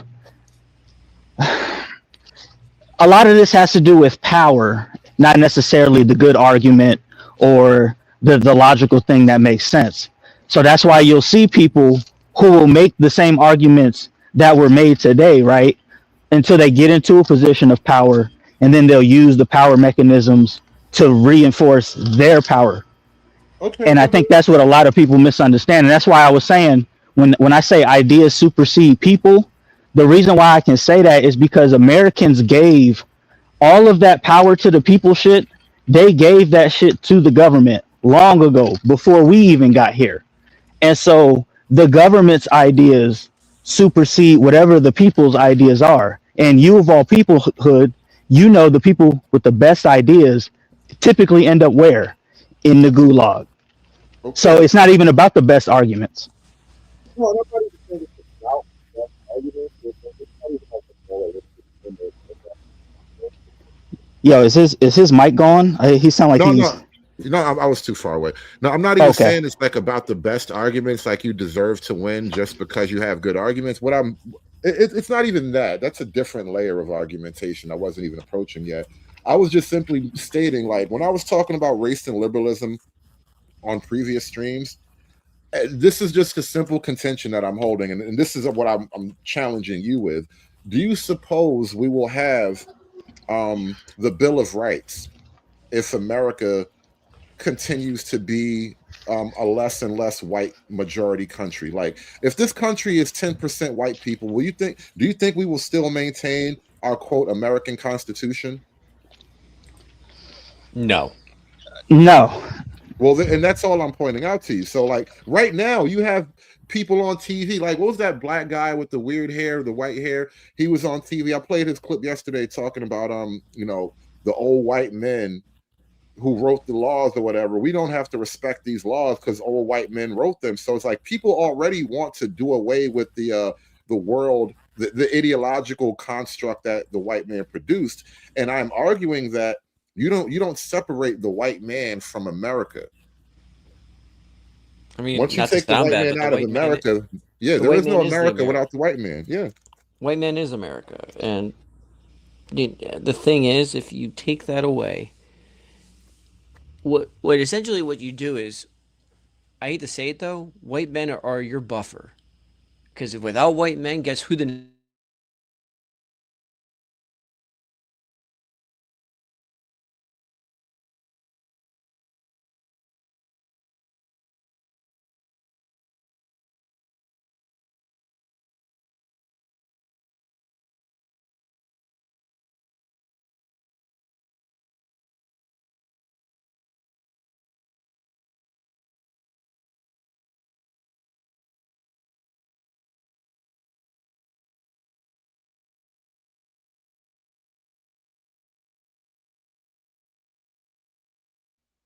Hey, mic check. Can you guys hear me? I thought that was me, man. Was that Bandit? Hey, mic check. Because I'm pulling up other sources. Like, let me make sure it was something else going on. All right, Bandit traded. He faded out for a minute. I thought that was me. But no, the white man pretty much is America. And somebody in the chat, there's always somebody in the chat who seems to not get the concept. Like, yeah, it was not only the white man. Fine. Because again, Black America, we have blood and soil. So I'm not saying it was only the white man, but Black America didn't create the Constitution. None of them niggas that signed the Declaration of Independence was a Jamal, a Jerome, or a Jenkins. Mm-hmm. And so I'm just arguing that you can't just go about attempting to separate that stock from the idea.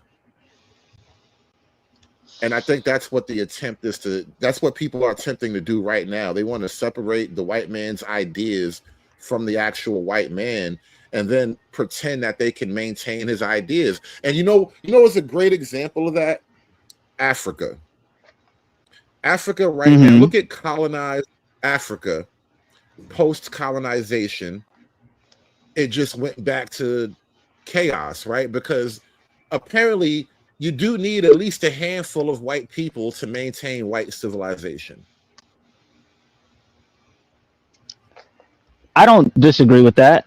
But what I would say is that I would say that very same white man has already compromised the Constitution and the Bill of Rights and all that stuff before all of this actually happened, which actually opened the door for this to occur. So it's just more of the same.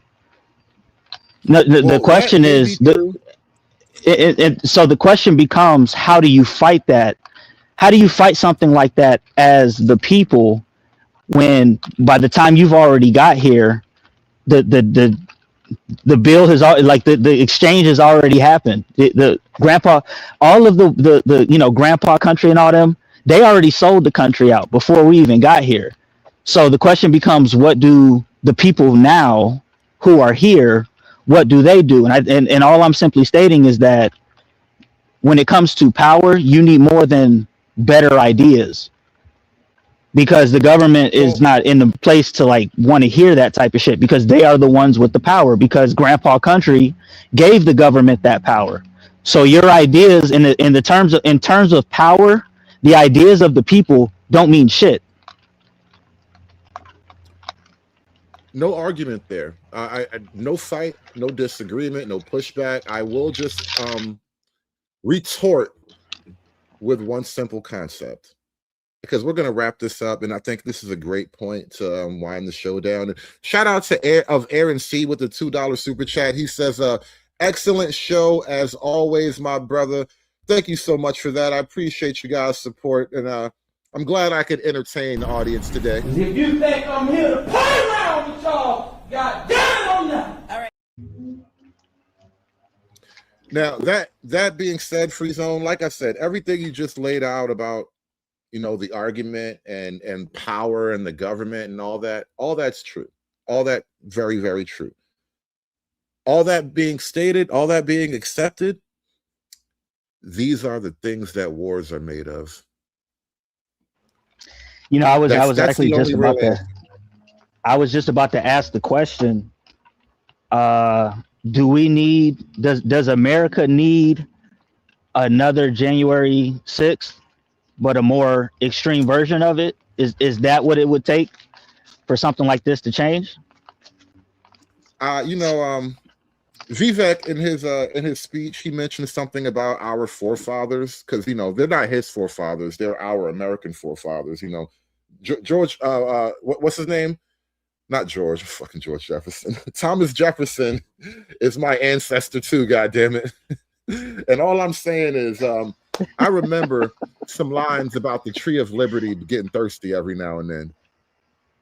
That's really, because everything that you just said, Free Zone, there's no argument about the reality that you put forward, but Trees of Liberty need some watering every now and then. That's what my great granddaddy Jefferson told me. Right. No, that's a fact. That's a fact, man. But I'll drop off, man. Shout out to you. Hey, great stream, man. Great stream. Shout out to y'all in the chat. Shout out to you, bro. More to come, man. Thank you. Thank you so much. Look, no gender war today. Look, I didn't even say anything about these girls today. Like, I am totally avoiding that. We're going to talk about girls another day. But, for the record, we do more than misogyny here, all right? I'm always powered by the spirit of misogyny in all things I do, but we do more than misogyny here, We get philosophical. We talk about history and politics and shit.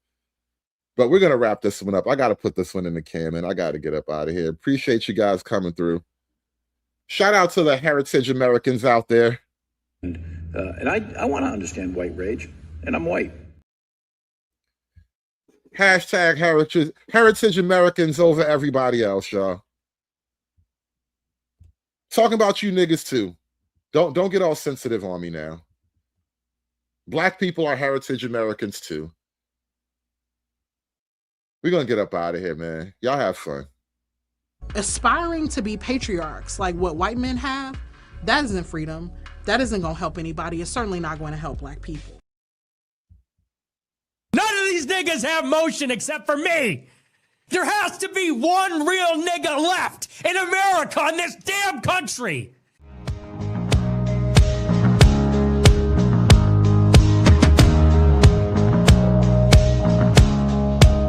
It's done. It's done. It's done.